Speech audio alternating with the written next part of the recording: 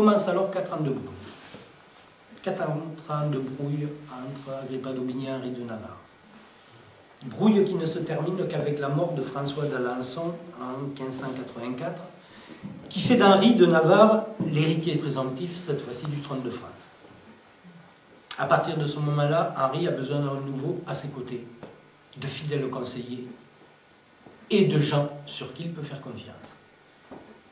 Un des tout premiers à regagner sans perte de temps le château de Sire d'Albret est bien entendu Agrippa d'Aubigné. La brouille est effacée entre les deux hommes et le voilà de retour. Et comme son retour ne pouvait se faire que de manière tonitruante, le voilà qui, dans ses mémoires, nous narre la façon dont, à peine arrivé, il aurait déjoué un complot visant la personne du roi de Navarre. Alors, on est toujours là dans l'expectative de savoir si c'est encore une fois un fantasme, un mensonge ou la vérité. Quoi qu'il en soit, il aurait découvert qu'un des gentilshommes de l'entourage du roi de Navarre, le sieur de Ségur, aurait été manipulé par le roi de France de façon à encourager Henri à venir le voir au Louvre, sans doute dans la perspective d'être assassiné, d'après Agrippa d'Aubigné. Informé de cette affaire, on ne sait trop comment d'ailleurs, il ne le dit pas dans ses mémoires, Agrippa d'Aubigné aurait fait subir au seigneur de Ségur, présumé traître, une véritable séance d'intimidation. Alors que Ségur passait à Nérac, le château de Nérac, par la salle d'armes où Agrippa était en train de s'exercer à l'épée, en compagnie de quelques gentilshommes, Agrippa d'Aubigné l'aurait pris par le bras, amené de force à une fenêtre surplombant la Béise, et en lui montrant la rivière en contrebas, lui aurait dit « J'ai charge de tous les gens de bien de vous faire savoir que ce sceau sera votre passage le jour où votre maître partira pour aller à la cour. » Ségur, effrayé par tant de véhémence, lui aurait répondu « Mais qui oserait me faire cela ?» Agrippa aurait rétorqué « Si je puis le faire seul, vois les compagnons qui y sont résolus. » Et il montre à Ségur, dans la salle, une dizaine de gentilshommes en train d'enfoncer leur chapeau de manière vindicative sur la tête. En réalité, ces pauvres gentilshommes ne sont au courant de rien. Agrippa d'Aubigné leur avait simplement dit qu'un simple clin d'œil devait enfoncer le chapeau, donc ils l'ont fait.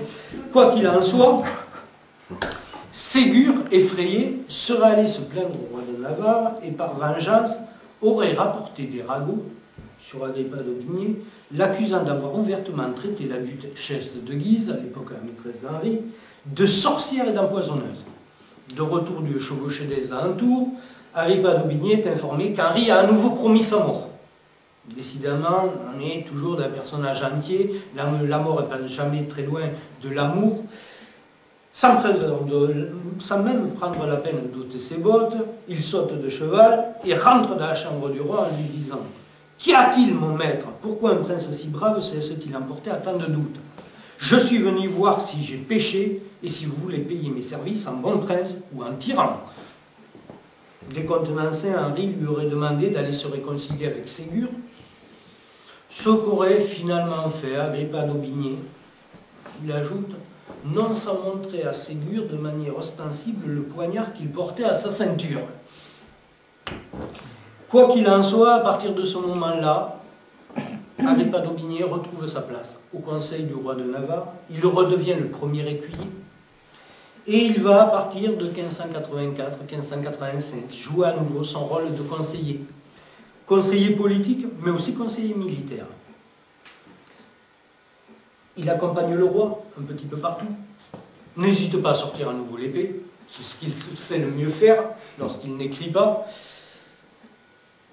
Et il est envoyé, en particulier en 1585, alors que la 7e guerre de religion vient d'éclater, il est envoyé en Saintonge pour lever des troupes afin d'affronter les armées royales. En réalité, la guerre se passe très mal et il se retrouve au bout de quelques semaines sur l'île d'Oléron avec quelques hommes encerclés par les troupes catholiques, bien supérieurs en nombre.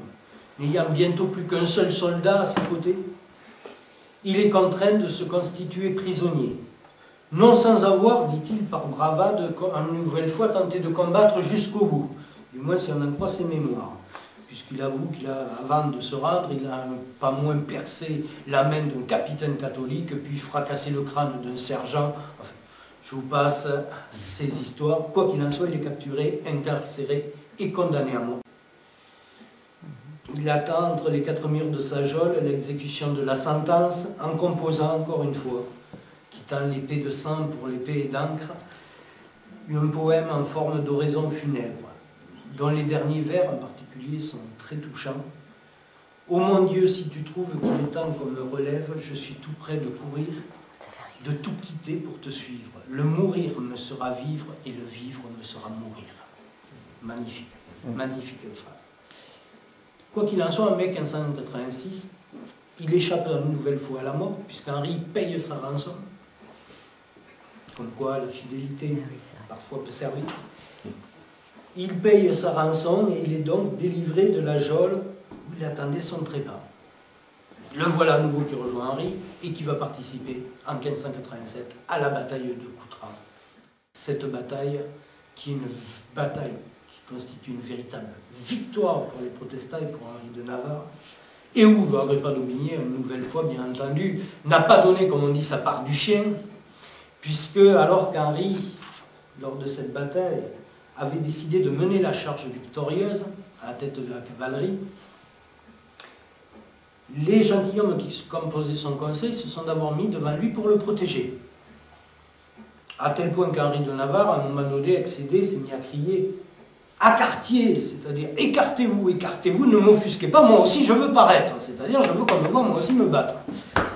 Quoi qu'il en soit, durant le combat, Agrippa d'Aubigné, tout d'un coup, s'aperçoit qu'un gentilhomme catholique est en train de menacer la vie à nouveau du roi de Navarre. Il s'interpose face au sieur de Vaux, c'est le nom de ce gentilhomme catholique, et sauve à nouveau, une seconde fois, la vie du roi, en enfonçant un grand coup d'épée qui, au défaut de la salade, c'est-à-dire du casque, s'enfonça dans l'œil droit du sieur de Vaux et lui perça la tête de part en part. Voilà ce que dit Agrippa d'Aubigné. On est en 1587-1588. Un an plus tard, Henri III de France est assassiné. Henri de Navarre devient officiellement Henri IV de France. Agrippa d'Aubigné, bien entendu, encore à ses côtés. Commence alors une autre saga, je dirais. La saga du roi de Navarre se termine. C'est la saga du roi de France qui commence. Jusqu'alors, Henri de Navarre n'était qu'un prince réformé, prince d'une faction. Il devient, à partir de 1589, le roi de France.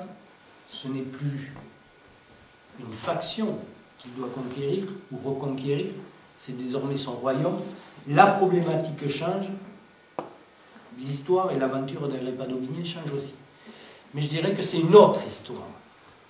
En ce qui nous concerne, ça n'est fini des liens d'amitié qui unissaient le roi de Navarre avec Agrippa d'Aubigné. On passe désormais à une autre situation où Agrippa d'Aubigné s'adresse au roi de France.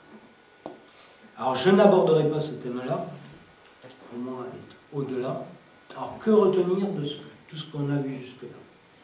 Je dirais que l'amitié qui unit Agrippa d'Aubigné et Henri IV, c'est une amitié orageuse, on l'a vu, entre un homme entier, Agrippa d'Aubigné, qui est le prototype de ce que Montaigne appelle les cervelles chaudes, c'est-à-dire capable de s'exalter pour un rien, de sortir l'épée à tout moment, et de l'autre côté, un homme, Henri de Navarre, qui commence déjà à être un prince machiavélique, au sens de Machiavel, c'est-à-dire un prince calme, froid, capable de jouer sur ses conseillers, de jouer sur leurs émotions, pour mieux asseoir son pouvoir et pour mieux gouverner au départ sa faction, puis ensuite le royaume de France. Je vous remercie.